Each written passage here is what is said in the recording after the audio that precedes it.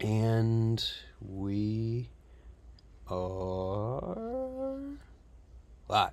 Shane Fernandez, what is up? What's up, Brent? How are you?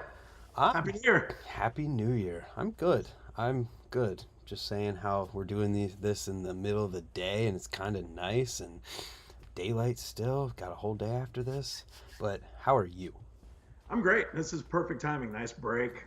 We're kicking a lot of things off in the BMX world this week, so this is a perfect break. So I appreciate you making time. Yes, so that's partially some of what I wanted to talk about today. But before we get to what's happening, I wanted to ask you, what is your official title in what you're doing?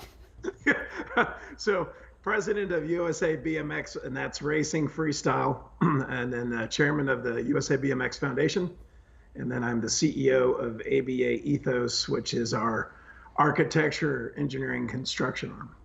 Okay, that is a lot. Yeah. And for the people who might not know, what exactly is USA BMX? So we are the biggest youth cycling organization and one of the biggest cycling organizations in North America, right? So we have 320 tracks, racing tracks in the United States. That doesn't include our tracks in Canada. We run the amateur freestyle national series, with, as you know, Mm. which we launched, gosh, I guess it's about 2.5 years ago Yep. now. Yep, 2.5 years ago. Um, yeah, so we've founded in the '70s and have our new Hall of Fame this year. We opened up our new headquarters in Tulsa, so it's a pretty amazing job, surrounded by amazing people. Yeah, you got quite a lot going on, and I always make it a point to say whenever your title comes up that we did our original live stream, and I had no idea that you were the president and all of these things until we were doing the live stream. We Yeah. talked about all of this stuff, and you never once said who you were or really anything or in a way that I would remember. And then we were announcing this new thing on my live stream, and I just appreciated that about you, that you would be in that position and like just be willing to talk to me. No, well, it's as you know, I mean, I think anybody that's uh, lucky enough to be in a position like this, you're surrounded by experts. Like that's the key to the team, right? So Yeah, unless if you walk into a boardroom and you're not the dumbest person in there, you've got the wrong team. You want your team a lot smarter than you. that's a great point. Yeah. On the note of USA BMX Freestyle, this week the schedule was announced and all of the locations and timing and where everything was going to be going down. And I kind of wanted to talk a little bit about that. So, Yeah, what's absolutely. going on? Well, it's been interesting, especially as we started from an idea and focus groups to the momentum it's gaining now, and then now the coordination, right? So, it goes back to the basics. So first, we have to look at are we sticking to the core purpose of this, which is to engage as many freestylers as we can, both on the amateur side, make sure we have opportunity for the pros, that we're supporting them in their journey, whatever that might be. And as you know, that journey has the rules always change, right? And when they get Mm-hmm. into the global arena, and then you talk about the freestylers we don't know yet. These are the ones that are the kids that are you and a lot of the pros out there are their heroes, and they have no idea how to get involved. So going back to the schedule, it's always been designed where it starts locally with a digital platform where riders can just engage with that, Yep. but then it moves to a local park or community park. Then it moves to a big facility, and that's your Woodward, right? The megaplexes, right? Yep. And that philosophy has really worked. So, but the dynamics of that is we're constantly trying to, especially on the local side, test new markets, empower some of the parks that have reached out saying, hey, this is awesome, can you do it in our facility? So there's been a lot of research, a lot of really good momentum, but it's as when it gets down to probably November, we have to start making decisions, and then timing wise, internally as a corporation, that's also the timing of our Grand National Championships on the racing side, which last year was the biggest race in BMX history in the world, which is great. But you can see it kind of bottlenecks, right? So Mm-hmm. December, the team, Tony D, Cody, Kyle, they really, put their nose to the grindstone and took a look at a lot of different locations. We're really excited about the variety, especially on the local side of what we're offering this year. Yeah, so I've got the schedule pulled up right now for anyone who would want to see it. We got round one in Oviedo, Florida, Yep. February 3rd through 4th. Two is in San Diego, California, the 17th through 18th. I'm assuming that's at the YMCA park, Claremont. I'll have to check. I'm looking here at my calendar and it doesn't have the exact park. We are linking that with a race, so that one will actually be like a festival type. Oh, nice. Yeah, kind of like what we did at Woodward, where we got racing, the freestyle going on, and actually we're gonna have Stasic going on as well, our e-bike series. Awesome. So we don't know for sure, but I'm guessing. Then you got Tulsa, April 21st through 22nd. Woodward East, May 19th through 21st. Salt Lake City, Utah, June 16. North Carolina, Charlotte, North Carolina area in August. Michigan in September, and then the finals at Woodward West Yep. in I'm going to show you how to pick the October. perfect format. Oops. Yeah, so those are all going on, and for somebody who has never heard of USA BMX Freestyle and the contests or anything like that, can you give like the quick recap on like what these even are? Yeah. So it it starts with and some of this will be new, Brent, which is kind of cool, right? Ooh, that's Yeah. lit. All right. So as I talk about the live events, there's a new aspect we did this year that we're excited about. So really the way it's going to work is we have, as I mentioned before, we will have a digital platform riders can engage on, a live platform that they can engage on, and within the live platform we have a semi-new platform, right? So I'll start with the digital. The reason we do the digital, obviously, again, as I mentioned, these are for not only it gives the riders to be engaged. Again, we're talking about amateur focus. So these aren't riders who are fully sponsored yet. Some of them are. Yeah. Some of them aren't. And the ones that aren't, that have a lot of talent, we want to give them an opportunity to showcase themselves on the platform and in the arena, right? So with this year, it's going to be similar to last year. So we'll have two national scores on the live event. So a rider who's participating does two digital through the year. They do two national scores, plus the final score if they choose to do that and get nationally ranked at Woodward, right? So that would be a total of 3 live, 2 digital. The thing that is different with the live events this year is we're adding a jam session on Friday night. So you've been to the events, Tony runs away because we tease him so much, and then we're all hanging around, and it's like a hornet's nest because we have a little bit of dead time, and we thought, you know what? One of the things I noticed, and you've seen this, I walk around a lot, right? So Yeah. I talk to the families, and I'll just talk to some of the riders who aren't competing, and it's been interesting some of the feedback I've received just in those conversations. So they'll say, these are the riders that aren't competing. I didn't know about it, or they'll say, I'm a little intimidated, don't know. I kind of wanted to watch to see if, they can even hang. So what we thought we would do is on Friday nights after practice, we're all going to hang out. We're going to pull the judges, and we're going to have a jam, And it's pretty neat. You think about, again, surrounding yourself with experts. All our sponsors from last year have come back to the table. Hyper is the series title sponsor again, and Mongoose has really jumped on this jam session, right? So that jam session really is for no points. It's actually, there's going to be product. There's going to be the coaches there, mentoring.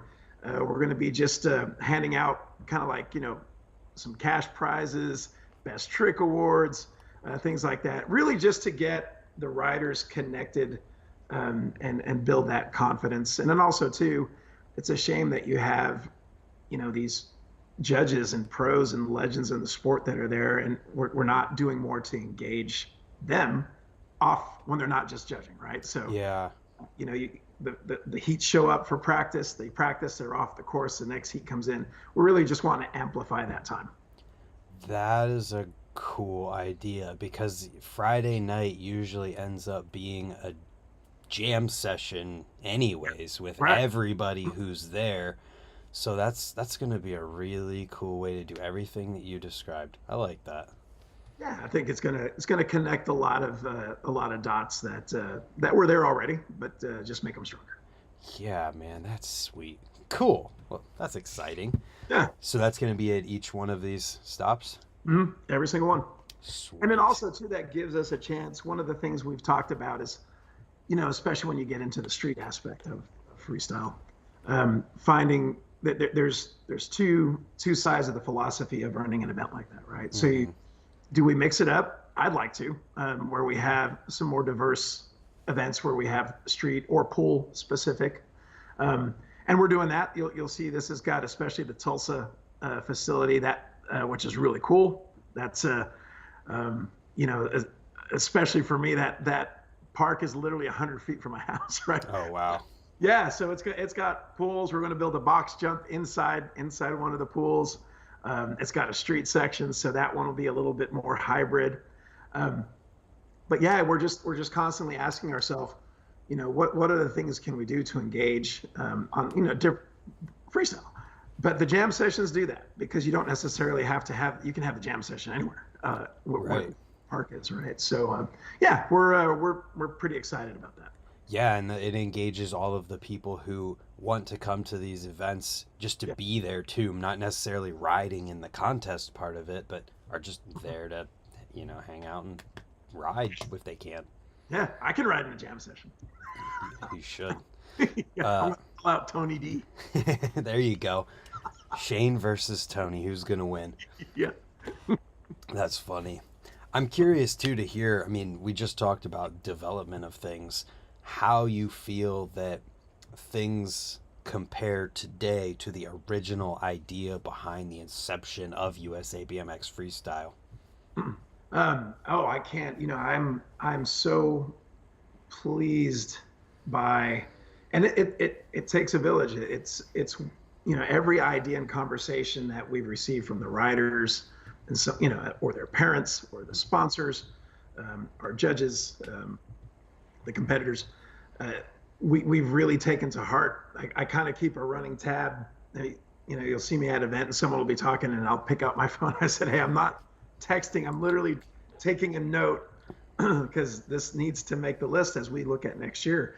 I can't believe where we are. I'm really excited. It's really happy that the feedback that we've been receiving has been great. We're always going to have challenges. We're always going to fumble the ball, but overall, really, really stoked about what it's evolved to, and it's just gotten to a whole new level, really. Yeah, when you first came to me talking about this concept back in, I think it was the end of 2019 or beginning of 2020, whenever that was, your whole mindset was, we want to try to give the people who want to reach the top a path to the top. And I feel like, would you agree that that's kind of happening? We've seen it. Oh, it's I made a quick list, and I can't recite it off the top of my head. I'm getting too old. But how many of the amateurs through this series have come out with sponsorships, product, increased visibility? The other thing that I think that inspires me, I was talking to Ryan Nyquist, Coach Nyquist, I'm sorry. Yeah, there you go. Nyquist and Jamie Staff about this, is, listening to the parents say, hey, before my child or my kid they'd ride at the local park and they'd be stuck on something. With these events, what you're seeing is, the power of the team, the herd, right? And they feed off one another. So just I think the momentum of it's awesome. I've learned this now twice. Come back and in the first competition, you'll see the rider that you saw at the finals, and just in 2 or 3 months, you're like, whoa, Right. when did you learn all those? So that's what's been real cool to see, right? And then the other thing that has been really fun to watch are the riders that come in out of the blue, that pretty unknown, Mm-hmm. and they go out there and just kill it. and you know, they got this big smile on their face, and a lot of them will come up afterwards and they're like, oh my gosh, thank you for doing this. And you hear this a lot. I had no idea I could even be relevant. And all of a sudden you see the spark go off, and you know, we're doing that one at a time, and it's been awesome. Yeah, we've seen it.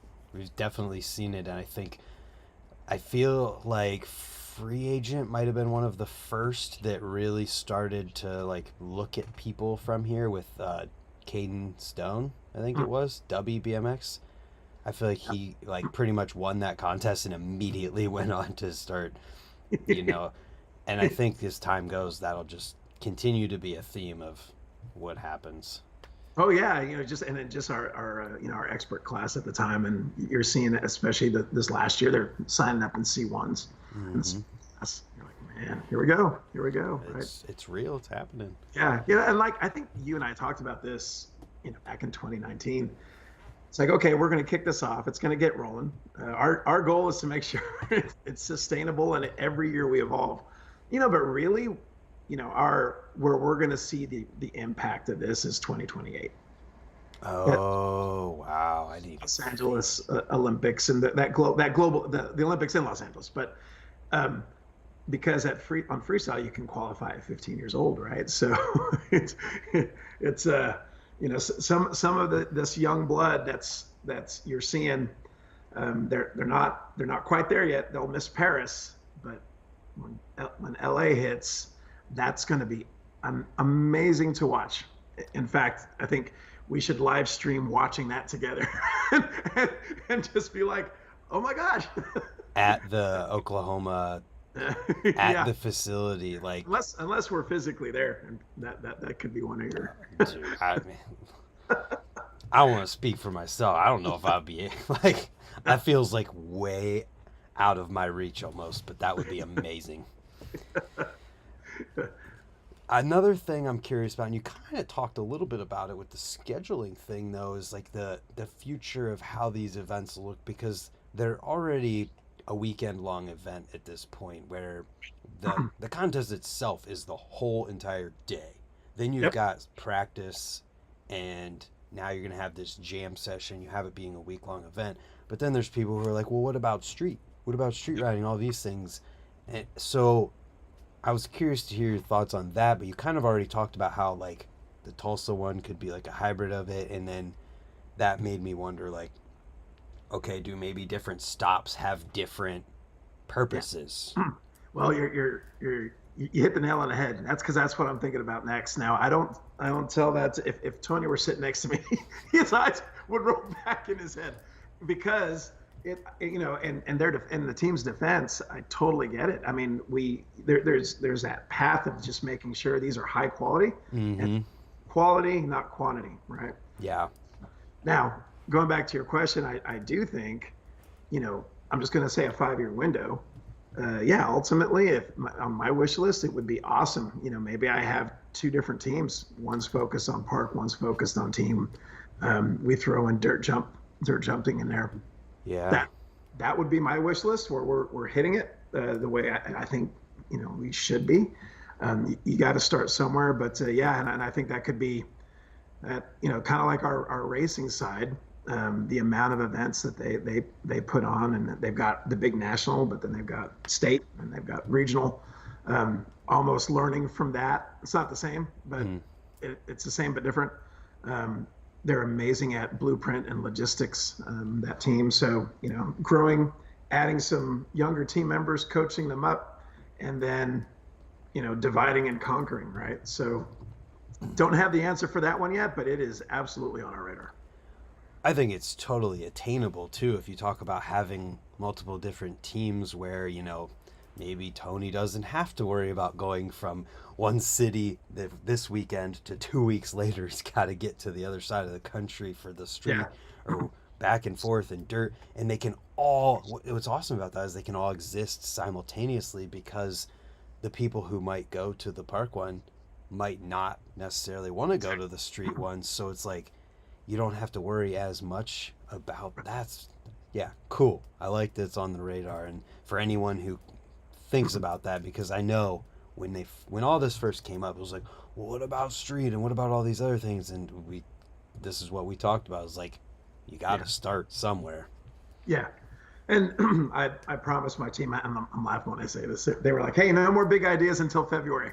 They threw that at me at the end of November. That's funny. And I said, okay, I'm making a list. But no, in all seriousness, you're exactly right. I mean, that is the direction we're heading.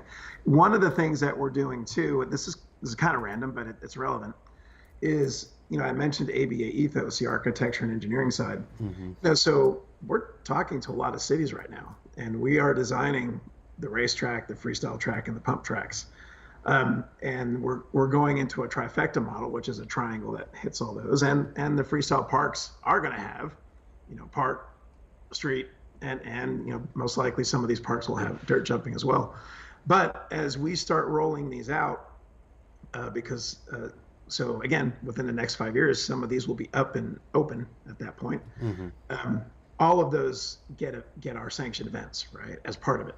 So you have the engagement at the existing facilities now across the United States, but then that's one thing we're implementing. So we're kind of working backwards on that, but we're working forwards on what's up and coming in the next 5 to 10 years, all those new facilities, and those will have the programming built in it.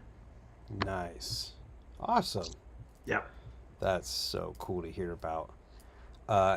One thing that came to mind, this is totally off track from what we were just talking about, but you mentioned some of the riders are sponsored. Is there like a cutoff? Like, how is somebody who's over qualified for this? Like, is getting paid make you not able to enter? No.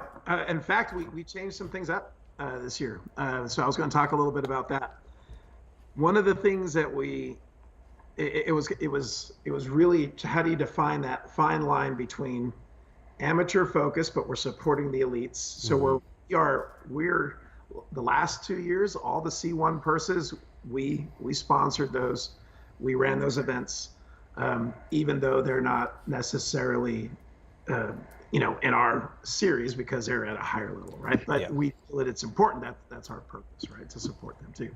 One of the questions we were getting from the pros and the elites, and I'm going to screw this up. There was another thing, and Tony could better explain this, but we could not use the term professional for the first year, and I cannot remember why.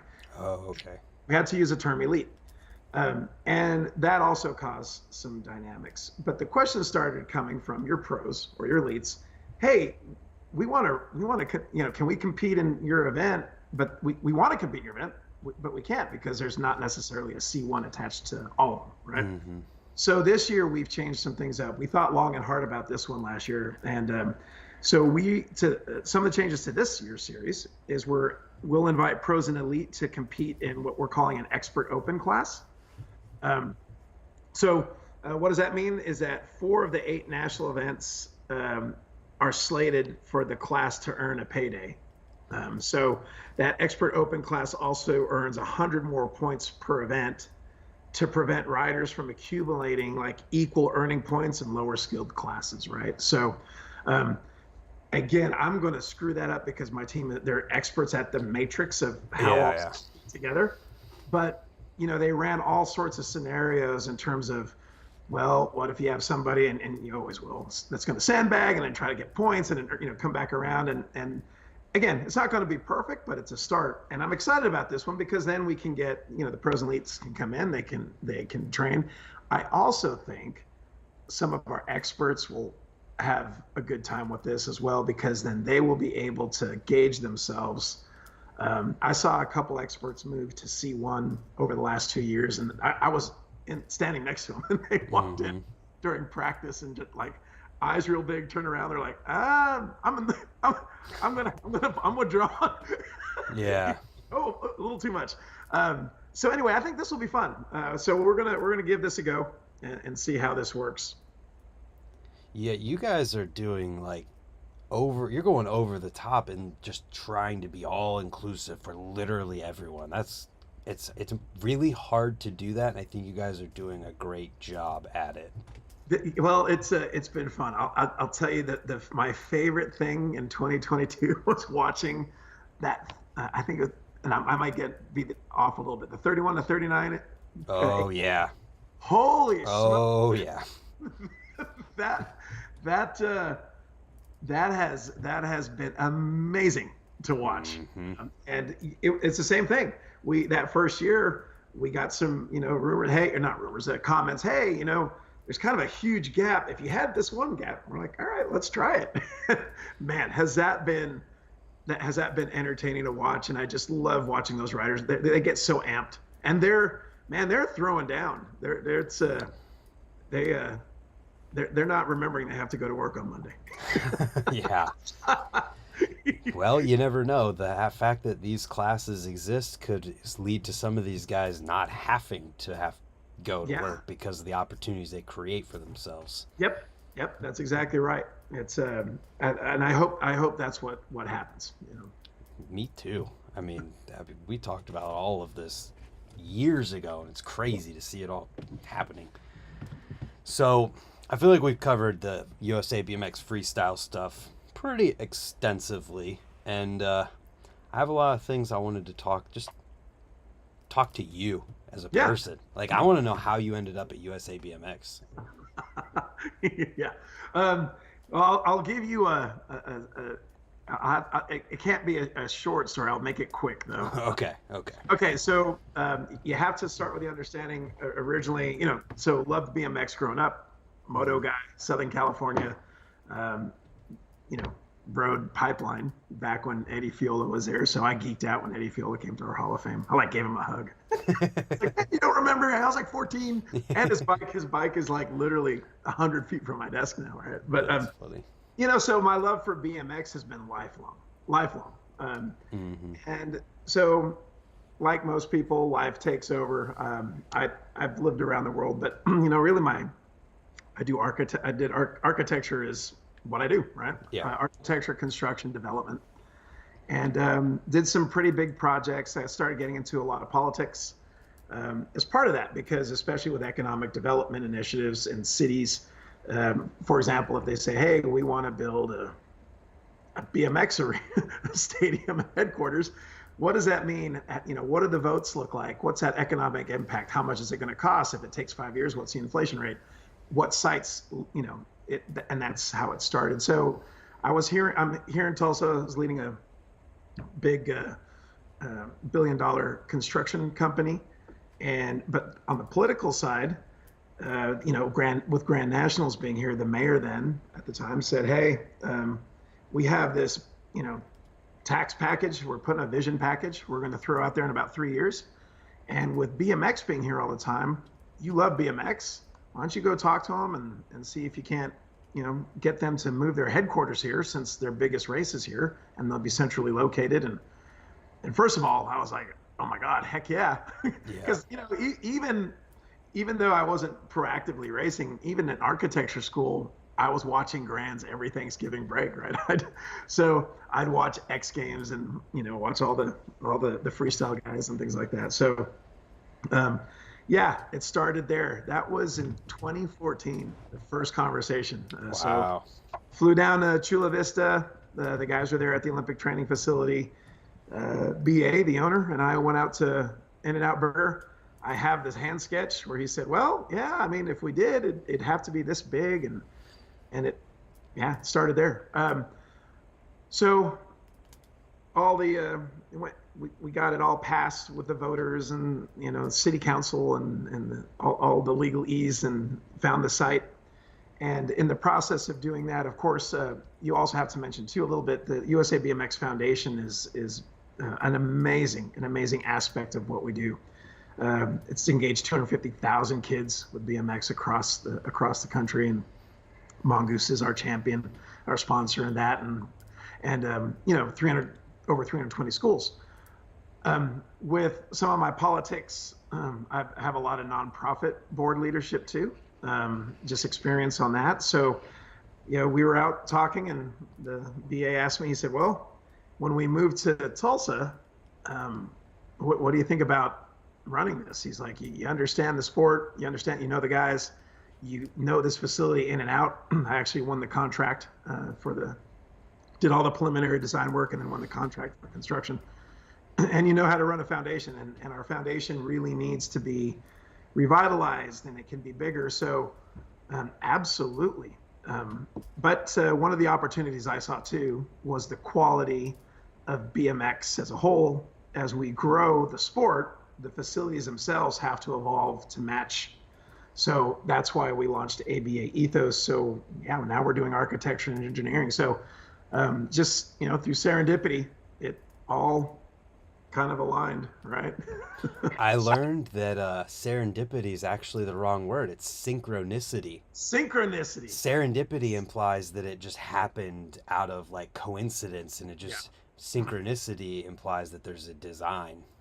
Yeah, and you know what? That's true. I would say it's a little bit of both, right? Yeah. I mean, there's so much of this. If you would have told me 10 years ago when I was in, full blower running a corporation on architecture or construction, that I'd be working for USA BMX and we'd be designing some of the leading new innovative facilities on the planet, I'd be like, what? Yeah. Here we are. Wow. That, Yeah. I mean, one of those things, synchronicity explains it. It's just is meant to be, sounds like. Yeah. So being at the president of USA BMX and all of this, what does your day-to-day look like? It varies so much. There's a lot of travel, so that's one. I try to get to the events. Last year was just kind of a tsunami for everybody. The entire team, with our headquarters opening up in spring break. We had the construction up to it opening. We didn't know what we weren't sure what was going to happen. We kind of had an idea and a strategy, but of course, you can't really. Mm-hmm. So I'm going to take last year out of it because last year was really a kind of a one-off, right? So this year, really want to spread my time between the race events, the freestyle events, our e-bike series too. That's been interesting to watch as that phenomena grows. They don't compete against our racers or our freestylers, but they can use our facilities. They have their own series, completely different. So that's one. The other thing too is just the team. We have our org chart has exploded in a good way. The other interesting thing too, and this is kind of a business thing. If you take a look at the core group of our team, their average tenure is over 20 years. They have known each other and have been doing this forever. Now you take a look at where we need to go, and you take a look at the skill sets we now have as we have evolved. You have the core group, but now we have skill sets that are completely different. And we have to, and I think this was apparent for me when I stood in our Hall of Fame. If you've seen the timeline, obviously it goes up to 2022 and it's got the whole history of BMX, freestyle racing, everything. It's cool. But we've left room to grow. But if I stand at 2022 and look up and take a big step to my left, I'm retired. And I think about all the things that I'd like to see for the industry and our riders and my team. And that's one of the big things I really want to focus on this year and get our leadership team to focus on is succession planning. These are younger team members that we've brought on that have been, some of them are across the country helping with events. We've got to start empowering them and taking our knowledge and transferring it to them. So that's going to be a big question for our team in this first quarter is, okay, if you get hit by a bus, who takes your place and do you feel like you've transferred that knowledge? I mean, we have team members that just know so much about how events should be run, the history of the sport, why things are done a certain way, and we got to transfer that. So succession, our ethos model, as I said, is moving forward. So I'm also, as part of that, we're designing the new the USA BMX National Freestyle Headquarters, which is just as big as our racing arena. So, and it's on the same site. So Tulsa will have both of those. Those will be side by side. So that has been, I'm so excited about that. So we're going to be making some announcements. You'll probably see more of that coming as we get wrapped up on the documents at the end of this year. But honestly, those type of projects, again, 3 to 5 years out, right? But if we're in that facility in 3 years, it's going to be amazing. And then I think also too is just then you just have the operation side of it, of a business, right? The foundation is another one that's going to take. Thank God we've completely reset that team. Mm-hmm. We have a new executive director, new programs manager, new programs. We're getting grants. I mean, it is up and running. Now we need to expand it. So we're doing STEM programs across the country. This last year, we condensed it. We kind of just focused it only on rebuilding the team and restructuring, kind of rebuilding the engine. But that engine's running, and now we gotta with new programs. So now we gotta expand it. So, yeah, and then just the exciting things too of just I love visiting with our sponsors and our riders and hanging out with them. I learned so much from everybody in the industry because those are valuable in terms of where we need to go. Yeah. So, can you just real quick define what the USA BMX Foundation is and the mission of it? Yeah, so get more kids on bikes, right? So through BMX. Yeah, so it focuses, we have different programs, so we can go K through 12, and the new program Rise, which we launched at the headquarters this year, 6-month program that focused specifically on underserved communities and the kids within those. And Hyper is it's been a champion of that, which has been amazing. Yeah, it's, you talk about how do you engage more kids? At one end of the spectrum, yeah, how do you engage more kids at the events, right? So we were just saying, we'll do a jam, right? And then on the racing side, if I ask the same question, they'd say, well, our track operators in each one of our locations, they should be out, in the community, just telling people about what we do. They should be at the schools, so it's kind of word of mouth. And then you have the digital science of how do we, when people are on Instagram or Facebook, whatever, social media, they're getting pinged of, hey, here's what's going on. That's one side of it. The complete other side is, how about all these kids in schools that don't know what BMX is, and we're getting on bikes to the foundation.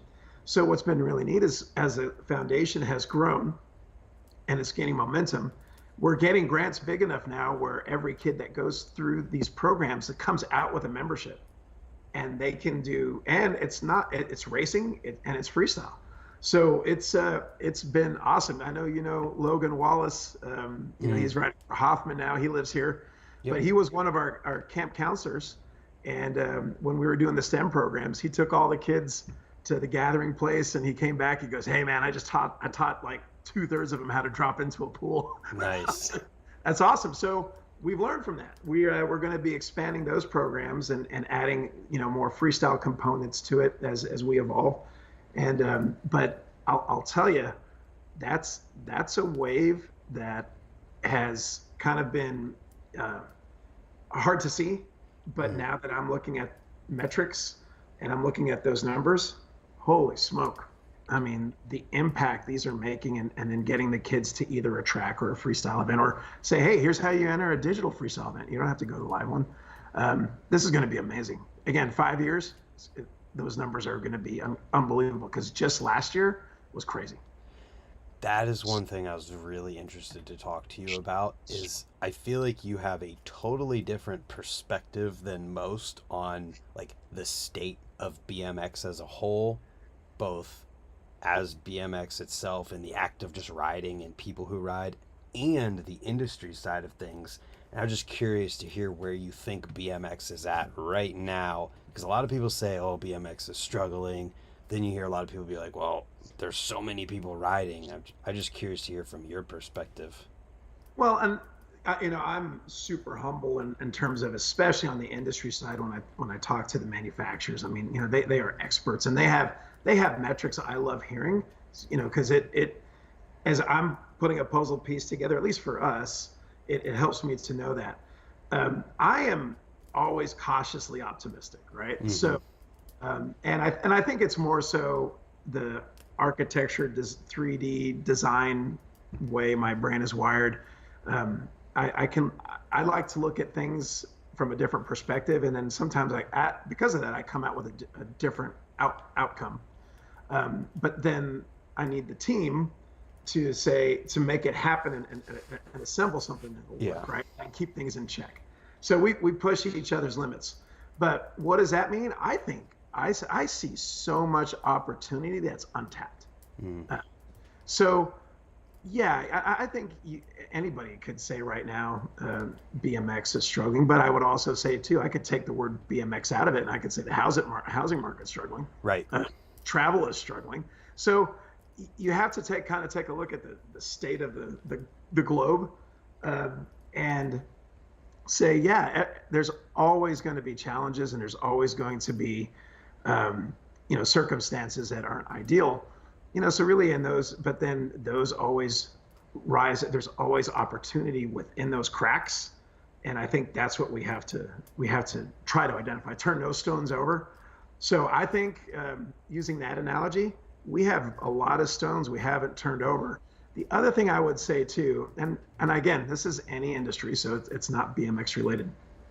I think the more we can work together as a whole in the industry, and collaborate and have a common direction, and we don't have to be in agreement on everything. But imagine if every BMXer, whether it's freestyle, pool, park, dirt jump, race, Olympian, amateur, industry, sponsor, we all had every year we had 3 goals that we all agreed on, and we could move forward with that. Our team had a forum at Grand's at our HQ, and I almost need to do something like this for freestyle as well, where it was, just kind of a 2-hour quick rundown of here are the categories of the business as we see it. Doesn't mean it's right. And here's the direction we're going. And then there's a quick snippet. Anybody have, any quick 30,000 foot notes we should take in terms of, hey, you're missing the opportunity here, or they see something. And then after that, we follow up with a link that's confidential where people can make comments and send it back, and I can read it, and it doesn't, their names aren't on it, so they can say, hey, Shane, you suck, you're an idiot. That's cool. I need to hear that, right? Yeah. And it's not going to hurt my feelings. But so we started that on the race side, and immediately I thought to myself, and some of that, there's freestyle representation too, because obviously at Grands you have industry leaders, right? That are, but I want to do something similar, like almost a freestyle symposium, and say, hey, here's what we're seeing, and launch that. But I'm optimistic. I think there's a lot of opportunity we have yet to discover. I would agree, and I feel like what you said about the USA BMX Foundation, and it's kind of laying the groundwork to help out with a little bit of that at the same time, which is awesome. Yeah. Yeah, no, and I just caution myself, I caution my team, and they'll reiterate what I'm getting ready to tell you. I'm like, yeah, we just got to be careful that we don't get caught into a groove, and then all of a sudden we're mimicking a model that somebody else or something has been tried before. Mm-hmm. We constantly got to push boundaries and do things differently. Learn the things that worked well, but by no means repeat it. So, that's why you hear us trying these things out, and if they work, they do, and we'll keep them, and if not, we'll dump them and try again next year. Yeah, man. So let's talk quickly about the new building, because I know let's talk about the Hall of Fame last. Yep. What else is there? Yeah, so you have to, the racetrack. So first of all, there's 2 buildings. The racing facility, so the racing track, okay, that's under 160,000 square foot roof. So that steel structure is the biggest or widest span you can get before you have to add intermediate columns, right? So, or you have to do those big cables on the outside, right? And like an expo center. So it's pretty big. And it's that's got 4 straightaways, Olympic elite hill, amateur hill, and it is a European style track. So that was something that I got a lot of kickback on, and I get it. The what you hear, and the reason is just for those who don't know, there are 2 trains of thought. You build a track and it works for 95% of the riders out there, and it's safe, and a pro can get on, or elite rider, and they can still make use of it. What I was hearing was our US pros were going overseas where the tracks are European style. They're more aggressive. They're peakier, they're bigger, they're longer. And I tend to be pretty competitive, especially I'm very protective of our US riders, and I want to succeed both in racing and freestyle. And I just talk to our team, Billy Allen, our national track designer, and Jamie Staff, the coach. And I said, you know what? We're building a European style track, and we are. And this can't be the track of the headquarters and just be, so it is. It's technical. It's very long, 1,400 feet long. Now, here's the interesting thing. I'm not even going to use the local racers and the regional races and the national championships we've had there to talk about how have people been doing on it, right? Let's talk about the foundation, right? So these are kids who've never ridden before. Oh, yeah. Literally, some of them have never ridden. And guess what? They're not having a problem with it. Yeah. So it goes back to the philosophy of, in my mind, people will adapt to what you put in front of them, and they'll be fine. So anyway, I don't want to get too far down on that, but it is an amazing track, and we have had riders from across the planet, fastest riders in the world, come down and train, both privately and for our national championship, which we had here. The other building is our headquarters building, and it's really divided into 3 or 4 functions. You have our corporate offices in there. So second floor, we've got literally a pump track that lives and breathes. I came in there, and the team had taken the ramps and stacked them. So, and then they made tabletop jumps, so it moves around. We're going to build a quarter pipe with a transition in there. So it's got open office, and then we got glass offices. We got the conference room and a VIP deck that overlooks the track for events. There's also a gym up there that was spec'd by USA Cycling. So the elite riders, when they come in, US or foreign, they can use that gym. I also let our team and our team's family members use it whenever they want. So then we have a pro shop. So that is, we're still stocking that thing up, but that'll be up and running. A concession stand, registration office, first aid. And then the Hall of Fame, our foundation office is also, the foundation is now completely headquartered out of Tulsa, not Arizona. So Gotcha. And then we of course have the Hall of Fame, which is just, I can't even say enough. I think, I remember getting a text from Jamie Bestwick. He's like, "Hey man, I'm here for a gravel race. Are you around for lunch tomorrow?" I was like, "What?" And I still today say, the 3 or 4 most moving experiences I witnessed. Well, it's just everybody, right? But TJ Lavin, he got inducted into our Hall of Fame. Just watching him soak that in. Jamie Bestwick literally for 2 hours told me more about every single bike in there, the nut, the design, the fail. It was amazing.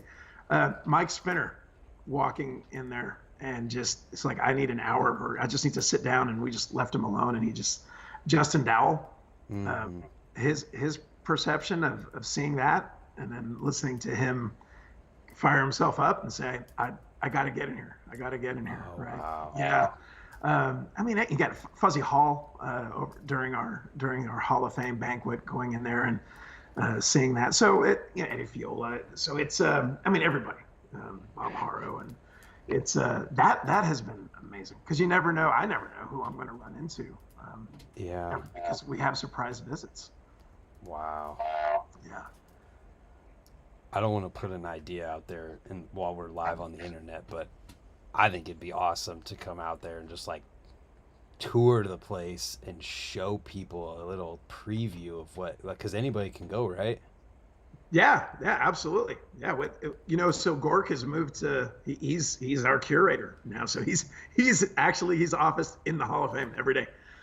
Yeah, man, how cool would it? I would just love to come out there and Yeah, like just I tell you what, you and I can talk about that. I would love that. yeah, let's do it. And then at the end, we can do a race on the track and see who. Yes. It's funny. I figured out a formula. So I'll ride on Wednesdays, which is just practice. And in fact, we're changing the schedule up. We're adding more races during the week. But and that track, I'm not an Olympian, right? So for every lap that I do, like the kids and the local races are doing 5. Oh wow! Because I'm up and I'm leaned against the fence and I'm just trying to catch my breath. So this might actually be like an even race here because I'm horrible when it comes to endurance and It's fun. Yeah, it's fun no matter what. uh that's awesome. So what's the Tulsa BMX scene like? It's growing. One of the top in terms of we track memberships and things like that. So one of your top 10 tracks in the United States thus far, and that's with roughly 8.5 months of operations. Because again, we didn't open until the spring break. So no, and then, we've got the local race this year have been smiling because they keep saying we're training on this, and then we're going other places, and it's been awesome to watch. So no, I mean I think the vibe is amazing. One of the things I'm worried about, we still struggle with this because it is what it is. It's when I have families come in that have never done BMX, we have corporations that they rent out our Hall of Fame and they do their board meetings, in those classrooms. But 100% of the time, about 10 of them will ride the track. So we have loaner bikes and things like that.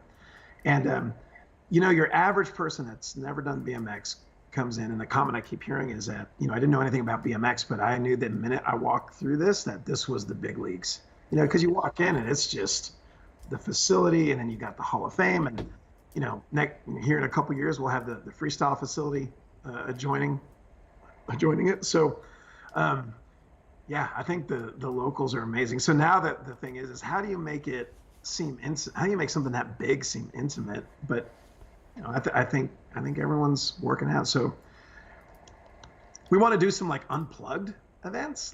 So I'm going to make something up. We have a pro or Hall of Famer come in on a practice night. They do Hall of Fame, and then they get to afterwards they go out during practice. We have a barbecue, or we have food, and then answer questions or things like that. I mean, just we're coming up with those type of ideas. Awesome. BMX scene's good out there too. Freestyle, sane. I said BMX. Well, yeah, out here we got the Quickie Mart team. Yeah. I swear to God, they just keep growing. I mean, it's been amazing to see the momentum they have. Yeah, it's cool. We had a couple of them in the chat while we were here, Dravin and Steve. Oh yeah, yeah. That's awesome. Draven's dad is, right? No, what? Yeah, Psycho from Matt Hoffman's team. Oh, I had no idea. Yeah. It's pretty crazy. That's awesome. Yep. I don't know as much as I should. That's why I got to go to the Hall of Fame, because I don't know anything. No, what about, so got a couple minutes till we're at an hour here, but yeah, I think I remember you talking about having some sort of BMX collection going on or something or another. Or you've got some stuff. Yeah, what do you got going on? Yeah, well, I mean, I'm going to tilt this real quick. So, I've got some bikes here. So those are my SE. But then in my office, really cool story. A lot of some of the local Oklahoma legends here, both in BMX and moto, got together, and I went down to the Hall of Fame, and Cash Matthews and the guys had assembled a Matthews BMX bike for me, which is amazing. Bill Curtin from our office, our IT director, old factory BMX guy, and has a company where he does all the graphics for all these bikes, all the vintage graphics and things like that. So he actually pulled up some old Matthew motocross decal kits, sent that to me for Christmas. And then in my office, I've got dirt jumpers.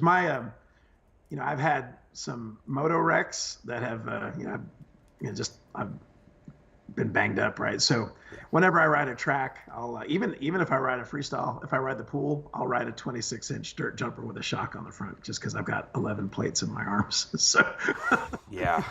yeah. So so I've got my dirt jumper there, and I keep my downhill bike there. So I'm gonna do some downhill here. And then, there's one more. I'm looking at this Inspired 24-inch, which is kind of an urban trials bike. And that one might show up in my office here. Nice. So, two last real quick things here. You kind of hit it with just now, but like, what's BMX look like for you today, riding wise? Like for myself riding? Yeah. Oh gosh, I feel good. Last year I was pretty banged up. I'd gone to Africa on a moto trip. I'm going to go check out Erzberg and go to Romania this year. Banged myself up pretty good out there. But as of New Year's, I feel really, really good. So I think I go to Durango for a BMX trip next week, but Sunday I get back, and on Sunday I'm going to enter a motorcycle event. And then I'll ride the track. So, when I'm not banged up, I try to, and if I'm in town, I'll ride practice on Wednesday night on the track.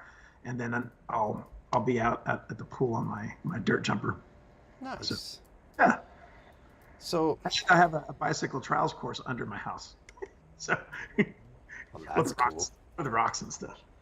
That's cool. Yeah, that's slow motion BMX. Yeah, well, hey, I mean, some of what I do feel like looks like trials. So, the other thing is, I feel like we've kind of talked a lot about all of this in different places and throughout everything we've talked about today. But what do you think that BMX needs right now? I think if I just had to use it, like I said earlier, I just think we need to collaborate more, right? I think everything's there. I know, if you think about this, at least from what I'm hearing from, the industry, and this is a COVID thing, but we're going to have a lot of product, available. And I think that's probably one of the biggest things we can do is all the riders spread the word, get other people excited. I know our foundation is going to be trying to make as much use and help those industry, some of our industry partners move that product into schools and as best we can. So I think, really collaborating and you could go down a whole rabbit hole with that. But I think the one thing we all want to do is get more kids on bikes, right? So yeah. I just say, inspire and just spread the word. I wholeheartedly agree. And the ET stunt double guy, he's in the chat right now. He says what BMX needs is TV coverage and more races on TV and YouTube. Yeah, no, absolutely agree. Absolutely agree. There's actually an initiative to do that. That's been interesting. It's a little bit of a uphill battle, but that hasn't fallen between the cracks. Well, Shane, somehow we hit everything that I wanted to talk about today in an hour. And you said you have an hour, so I appreciate your time, as always. Oh, man, I appreciate you. I look forward to, seeing you at the next event. And as always, anything, you shoot me a text or, we need to get you back out to Tulsa when the weather warms up so we can ride and you can do a tour of the Hall of Fame. Yes, please. So for everyone who wants to check things out, it's USABMX Freestyle on Instagram. You're Shane H. Hernandez or Shane F. Fernandez with an F. And then there's an H in there on your Instagram name. Yep. Shane H. Fernandez. And is there anywhere else people could see or find stuff?